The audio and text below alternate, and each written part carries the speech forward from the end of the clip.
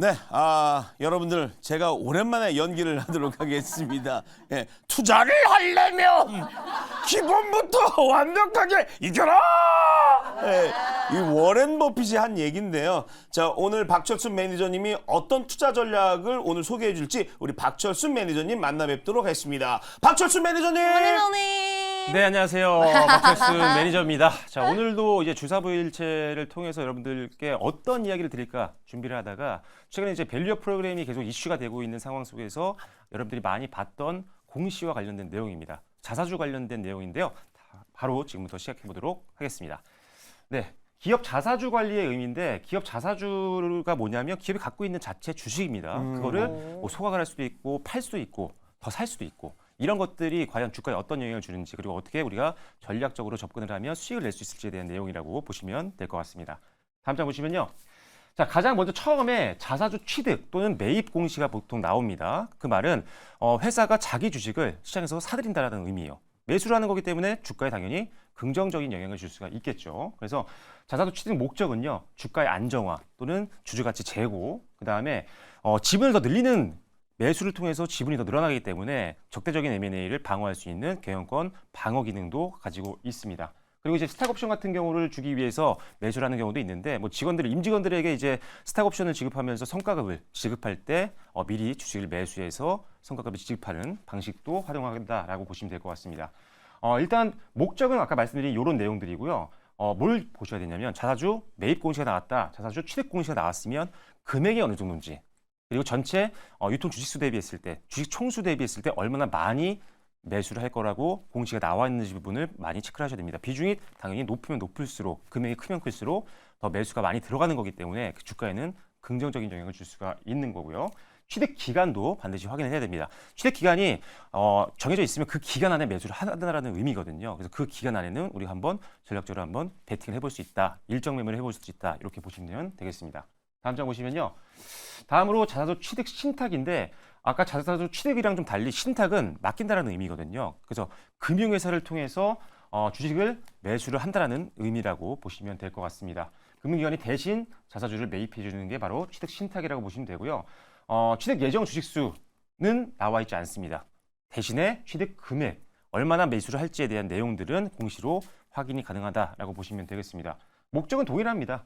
취득과 똑같은데 주가 안정화, 주주가치 제고, 경영권 방어, 그 다음에 스탁옵션 지급 용도 이런 것들로 사용이 된다 이렇게 보시면 되겠고요.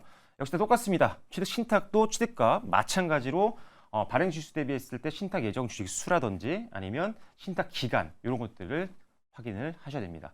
근데 신탁이 나왔을 경우보다는 매입이 나오는 게 훨씬 좀 낫습니다. 개인적으로 확률적으로 왜 그러냐면 신탁해 놓은 다음에 매수 안 들어가는 경우가 가끔 있거든요. 그래서 그런 부분들의 차이가 있다는 점은 참고하시면 될 것 같고요. 다음 장 보시면요. 자, 자사주 소각입니다.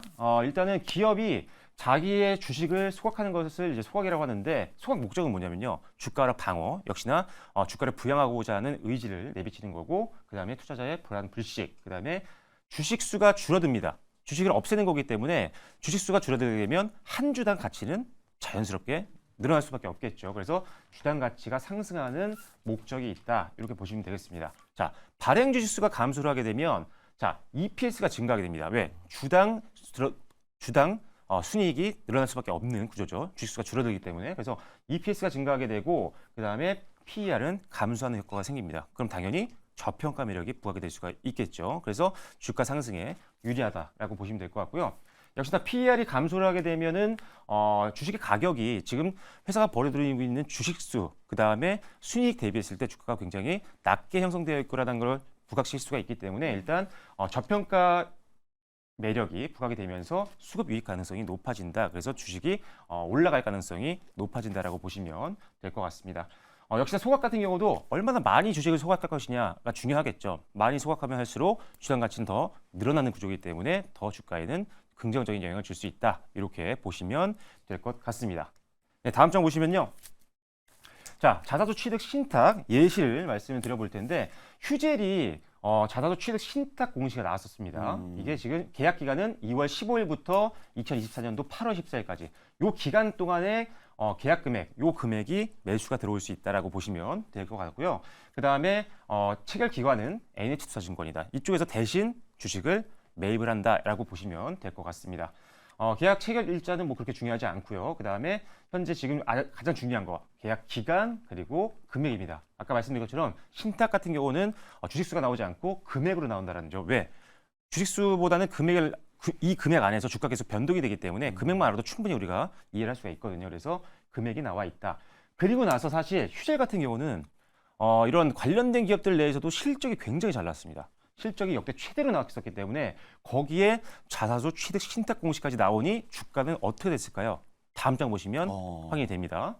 자, 실적 좋은데 자사주 취득, 이 회사가 주가 부양 의지까지 있네 하니까 최고가 갑니다. 그래서 최근까지 신고가를 경신하는 모습들을 보였다는 점 참고를 하시면 될 것 같습니다. 요 날이 이제 공시가 나온 날이었거든요. 자, 실적 좋아서 안 그래도 잘 올랐던 기업이 자사주 취득까지 하네? 주가는 수급이 들어오면서 상승할 수밖에 없는 그런 구조였다고 보시면 될 것 같고요. 다음 장 보시면요. 자, 이번에는 미래에셋입니다. 이 회사 같은 경우는 자사주를 취득한 다음에 소각까지 하는 이게 가장 베스트 플랜이거든요.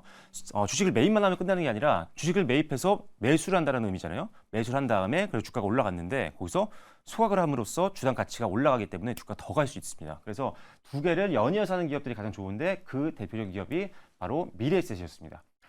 먼저 자기 주식 취득 결정이 왼쪽에서 나왔습니다. 이 날짜가 이제 취득 예상 기간이 1월 26일부터 4월 25일까지 이때까지 자기는 주식을 사들이겠다라는 공시가 나왔던 거고요. 그러니까 이때 주가가 좋을 수밖에 없었던 상황입니다. 그 다음에 이어서 주식 소각 결정까지 나왔습니다.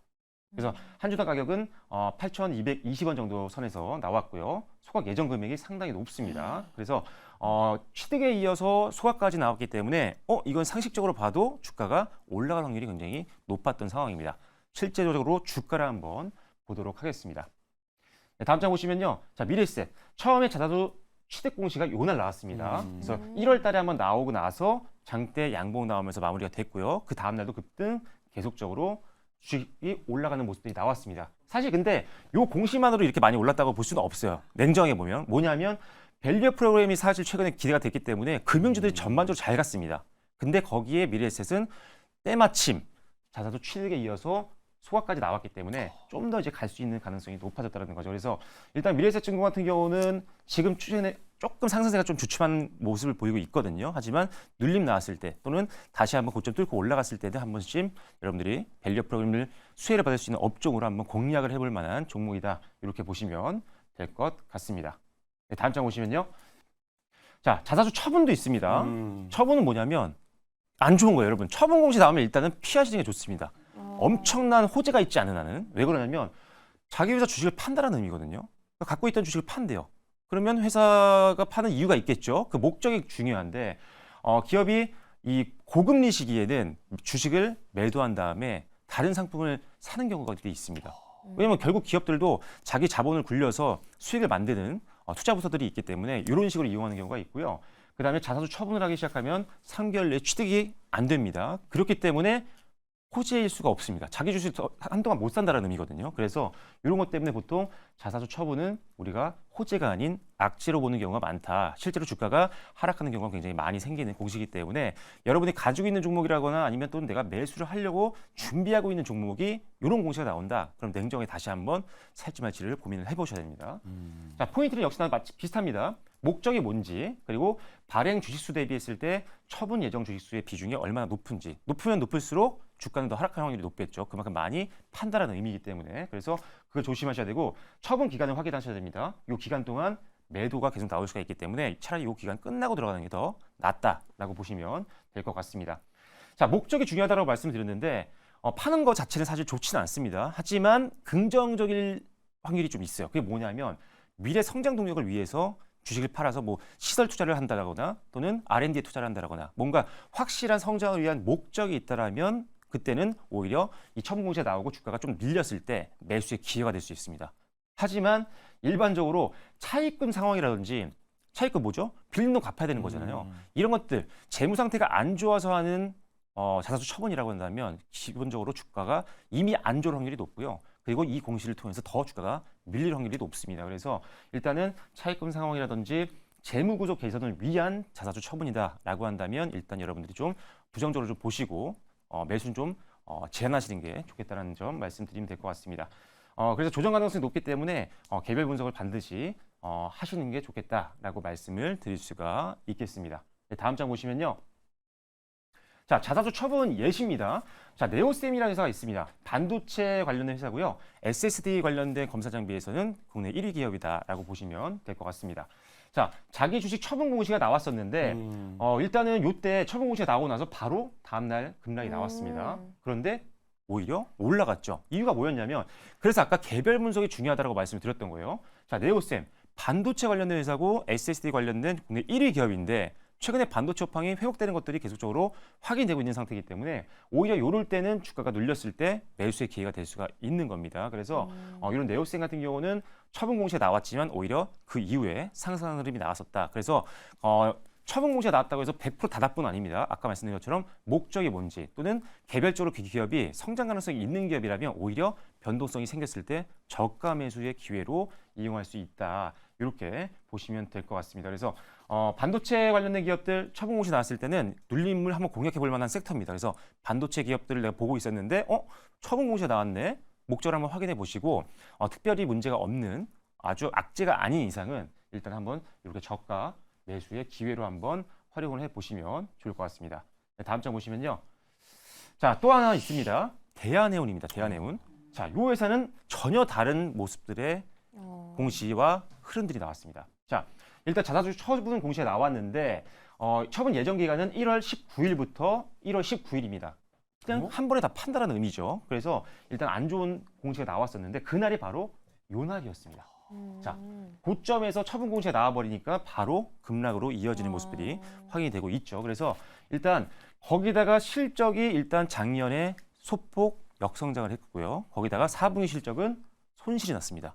순이익이 마이너스였다는 거죠. 그래서 실적도 안 좋은데 처분 공시까지 나오니 그리고 최근에 주가까지 급등을 해서 주가가 부담이 있는 상황이었기 때문에 아까 네오셈과는 달리 주가는 바닥으로 가는 상황입니다. 그래서 이렇게 실적이 안 좋고 회사의 어떤 개별적인 성장 모멘텀이 없는 상태에서 자사주 처분 공시가 나온다라고 하면 일단은 피하는 게 좋습니다. 분석이 어렵다? 피하시면 됩니다. 리스크를 안고 있을 필요가 없거든요. 그래서 이게 지금 저가 매수의 기회인가? 약간 이게 좀 약간 속된 말로 아리까리하다 그러시면 일단은 매도입니다. 주식은 항상 리스크가 있어 보이는 거 약간 분석이 좀 안 된다 싶으면 일단은 현금화시키는 게 가장 선순위입니다. 리스크를 안고 갈 필요가 없다라는 거죠. 그리고 나서 팔고 나서 이제 이 회사 그래도 나쁘지 않은 것 같은데 분석을 해보니까 그때 다시 사시면 돼요. 리스크가 판단이 안 될 때는 일단은 현금화가 맞다라는 점 참고를 하시면 될 것 같습니다. 네, 다음 장 보시면요.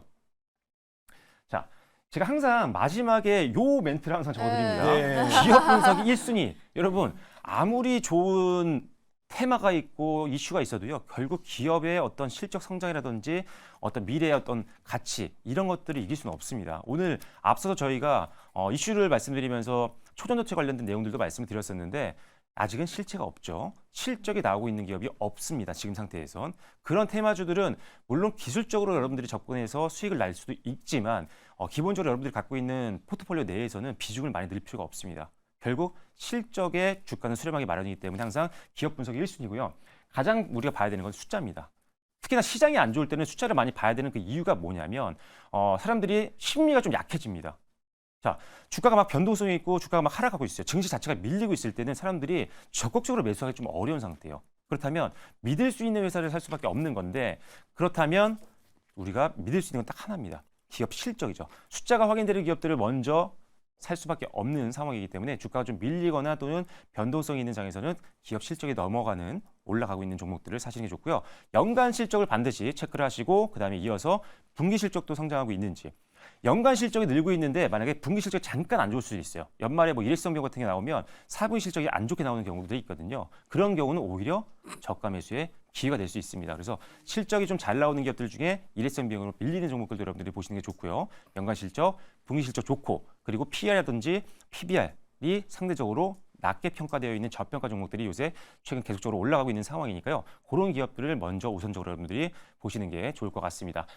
최근에 시장이 조금 지루합니다. 주가가 최근에 1월 달에 낙폭을 보인 이후에 주가가 상승을 하면서 어느 정도 올라왔지만 최근 일주일 동안 지난주에도 좀 지지부진했었죠. 그래서 이제 주식을 좀 빼야 되는 상황이 아닌가라고 생각하시는 분들이 있을 것 같은데 실적주들은 이번 주에도 어마어마하게 강했습니다. 특히나 저PBR, 저PER 종목들, 거기에 실적까지 받침이 되는 종목들은 시장 대비해서 엄청난 상승률을 보여줬기 때문에 주식을 지금 선택하기 어려운 장이라고 보이지는 않습니다. 숫자만 보시더라도 충분히 종목들, 굉장히 좋은 종목들이 많이 있기 때문에 그런 종목들 위주로 베팅을 하신다면 여러분들 뭐 수익에는 크게 문제가 없을 거라고 생각을 합니다. 잠시 후에 또 이제 별별 기업에서도 또 좋은 종목들 많이 가지고 나왔으니까요. 그런 종목도 함께 참고를 하시면 좋을 것 같습니다. 고맙습니다. 잘 들어보시겠습니다. 근데 박철수 매니저님 듣다가 진짜 궁금한 거 있었어요. 그 처분 공시는 네. 아까 대한해운 같은 경우는 주가가 잘 가다가 네. 고점에서 처분 공시 내렸잖아요. 네. 아무 때나 할 수 있는 거예요? 근데 처분 공시는 아무 때나 할 수 있습니다. 아, 그러면 이거 늘 확인해야 되겠네요. 자기 주식을 파는 거기 때문에 어떻게 예. 막을 수가 없습니다. 아, 그렇군요. 이런 것까지 좀 체크하셔서 항상 그냥 주변에 그냥 지뢰밭이네요. 그러니까 이게 뭐냐면 항상 중요한 게 확인해야 되겠네. 지난번에도 이제 주사부일체 네. 때 말씀드렸던 것 중에 가장 좋은 팁이 뭐냐면 네. 여러분들이 이제 다트라든지 네네. 카인드, 특히나 카인드에 들어가셔야 해야 돼요. 되겠다. 카인드 들어가셔서 내가 갖고 있는 종목들은 무조건 즐겨찾기 해놓으시고 네. 알림 설정을 해놓으세요. 그러면 문자로 옵니다. 아주 편리한 시대가 됐죠. 예. 근데 공시 나오고 바로 밀리는 경우가 있기 때문에 공시 나중에 알면 네. 엄청난 손해거든요. 그렇죠. 꼭 예. 카인드 알림 설정 기능 활용하시면 좋을 것 같습니다. 되게 중요합니다. 자, 그리고 박철수 매니저님 오늘 또 생방송 또 계속해서 이어지죠? 네. 오늘 또 10시에 방송 마무리하고 나서요. 10시 20분에 또 무료 방송 진행을 합니다. 유튜브에 제 이름 박철순 검색하시고 라이브 방송 들어오시면 바로 저와 함께 좋은 내용 공유드리도록 하겠습니다. 네. 자, 어떻게 1부 재밌게 보셨나요? 네. 자, 2부에서도 또 다양한 코너들이 준비되어 있습니다. 2부에서는요, 우리 그 우문연답 준비되어 있습니다. 오늘은 어떤 분이 나와서 어떤 얘기를 할지 기대를 좀 해주시고요. 또 2부의 하이라이트라고 할 수 있죠. 별별 기업에서 오늘 혜리 씨가 어떤 종목을 선택할지 여러분들 끝까지 채널 고정해 주시고 지켜봐 주시기 바랍니다. 자, 그러면 저희는 잠시 후에 2부에서 다시 만나겠습니다. 여러분들 채널 어떻게 하라고요? 고정! 2부에서 뵙겠습니다.